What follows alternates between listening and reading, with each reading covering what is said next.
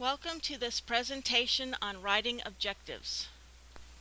Before we start learning how to write an objective, it is important to understand what an objective is.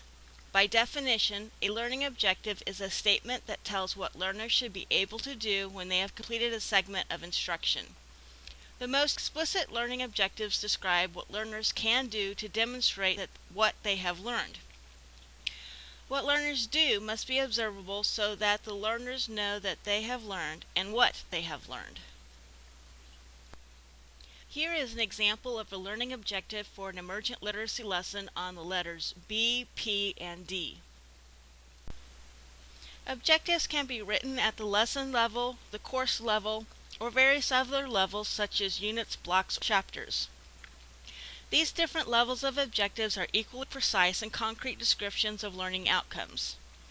This presentation describes how to write the simplest form, the ABCD model.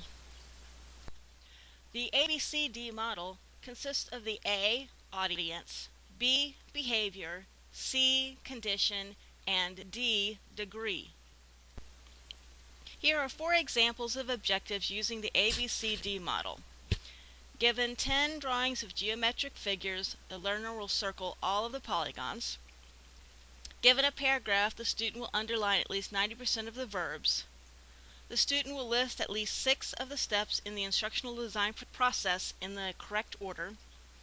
Given a malfunctioning DVD player, the student will locate and repair the problem so that the DVD player functions correctly. Now let us look at the ABCDs of each example. The audience may be the easiest part of the objective to write. Somewhere in the objective, you write who will be doing the objective. In the first example, the audience is stated as the learner. In the second example, the audience is stated as the student. In the third example, the audience is also stated as the student.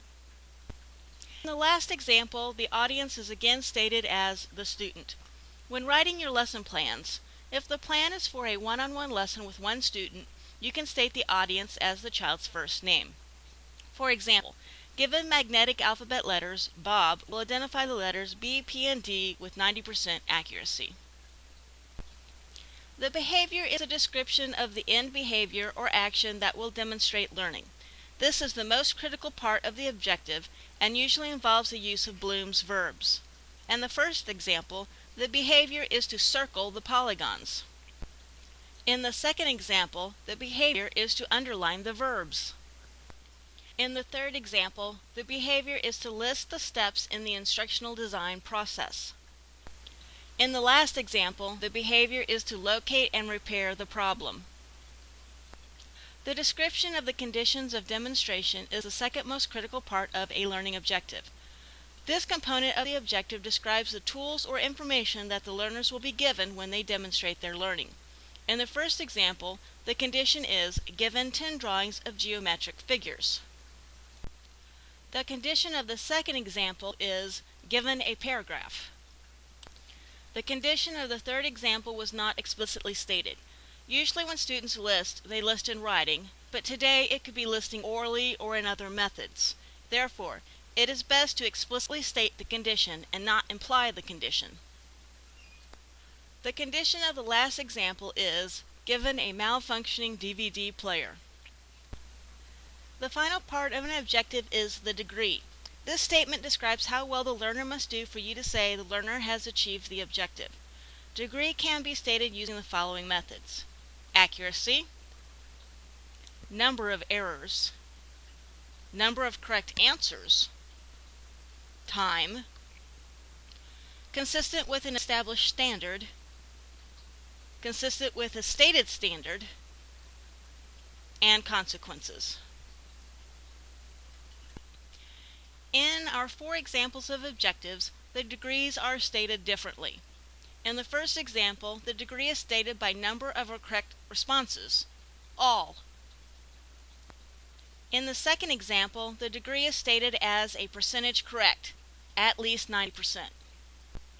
In the third example, the degree is stated as a minimum of correct responses, at least 6 in the correct order.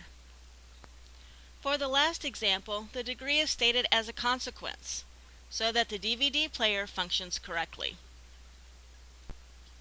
There is no set order for objectives and which component part comes first. It is important that you check with your instructor if he or she has a preferred order. As you can see from the examples here, the order of the ABCDs can be rearranged in another order but still measure the same thing. Let's take a minute to analyze this objective. Pause the video clip and determine what parts of the written objective is the audience, behavior, condition, and degree.